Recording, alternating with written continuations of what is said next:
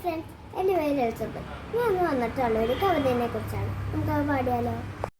പാടും പുഴകളും തോടും മോടി കൂടും മലരണിക്കാടും നീലെ കളകളം പാടും കാട്ടുചോലയുമാമണിമേടും വെള്ളിയരഞ്ഞാണു പോലെ ചുറ്റും തുള്ളിക്കളിക്കും കടലും കായേലും നീലമലയും നീലെ കോരിത്തരിക്കും വയലും പീലി നിവർത്തി നിന്നാടും കൊച്ചു കീഴമരതകത്തോപ്പും നീളെ കുളിരൊളി തിങ്ങി എൻ്റെ കൊച്ചു കേരളമെന്തോരു ഭംഗി.